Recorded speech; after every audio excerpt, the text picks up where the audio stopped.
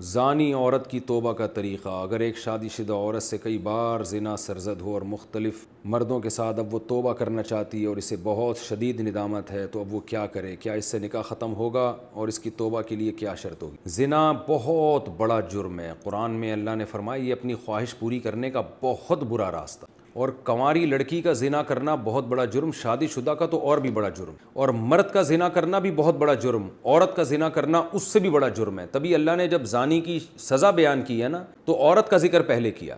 قرآن ہر چیز میں مرد کو پہلے ذکر کرتا ہے، عورت کا بعد میں۔ چور کا ہاتھ کاٹنے کی باری آئی تو اللہ نے فرمایا چور مرد کا بھی ہاتھ کاٹو اور چور عورت کا بھی ہاتھ کاٹو۔ یہاں مرد کا ذکر پہلے، عورت کا بعد میں۔ لیکن زنا کی جہاں بات آئی، اللہ نے فرمایا زانیۃ والزانی فجلدوا کل واحد منہما مئۃ جلدہ، زنا کرنے والی عورت کو بھی 100 کوڑے مارو اور مرد کو بھی۔ تو یہاں عورت کا ذکر پہلے اس لیے کیا کہ عورت میں زنا کی رغبت کم ہوتی ہے اور اس میں حیا بھی ہوتی ہے، اس کے باوجود اس کا زنا کرنا یہ بہت بڑا جرم ہے۔ مرد کا بھی زنا کرنا بہت بڑا جرم ہے، سزا اللہ نے دونوں کی ایک رکھی ہے، لیکن حقیقت میں یہ فرق ہے ان میں، یعنی عملی طور پر دونوں کی جرم میں فرق ہے۔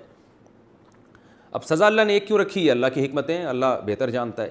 تو شادی شدہ عورت اگر زنا کرے تو یہ اتنا بدبودار جرم ہے کہ قرآن کہتا ہے کہ اگر یہ ثابت ہو جائے گواہوں سے اور اقرار سے ایک مخصوص طریقے سے، تو ان کو زمین میں گاڑ کے پتھروں سے ہلاک کر دو۔ اس لیے بھائی اگر کسی عورت سے بھی یہ جرم ہوا ہے یا مرد سے، تو یہ بہت بڑا جرم ہے، ہلکا نہیں ہے۔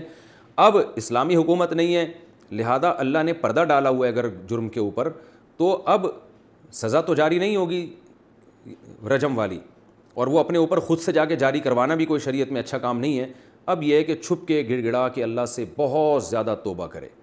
اللہ غفور الرحیم ہے، بڑے بڑے گناہوں کو معاف کر دیتا ہے، اور آئندہ کے لیے ولا تقربوا الزنا، قرآن کہتا ہے ایسے کام بھی مت کرو کہ زنا کی طرف تمہاری رغبت ہو۔ تو اس خاتون کو چاہیے کہ خوب گڑ گڑائے اللہ سے اور کچھ صدقہ خیرات بھی کرے، اور دوبارہ من تاب وآمن وعمل عملا صالحا، جیسے اللہ نے سورہ فرقان میں فرمایا جو توبہ کر لے گا اور اپنے عقیدے کو مضبوط کر لے گا اور آئندہ نیک اعمال اختیار کر لے گا، تو اللہ اس کے گناہوں کو معاف کر دے گا۔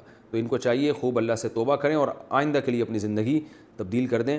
اللہ غفور الرحیم ہے، اور پھر سچی توبہ کرنے کے بعد اس جرم کو بھول جائیں، نہ کسی کے سامنے تذکرہ کریں، نہ خود سوچیں ایسے جیسے کبھی کیا ہی نہیں ہے، ایسے اپنے بارے میں یہ ذہن میں رکھیں کہ جیسے میں نے کبھی یہ کیا ہی نہیں ہے، بار بار اس کو سوچیں نہیں۔ پھر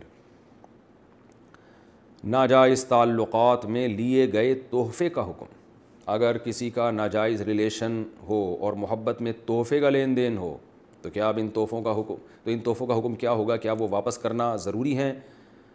اگر اب اس بندے سے رابطہ نہیں ہے تو کیا اس سے رابطہ کر کے اسے سارے تحفے واپس کیے جائیں، یا اس کی قیمت واپس لی جائے، یا اس کی قیمت واپس کی جائے؟ اس بارے میں رہنمائی فرمائیں۔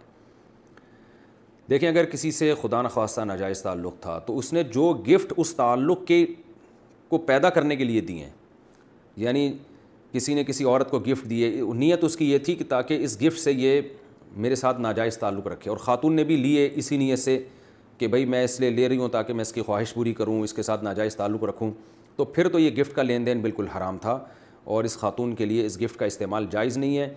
اس کو صدقہ کر دیں، وہ یا اس گفٹ کو یا اس کی قیمت کو۔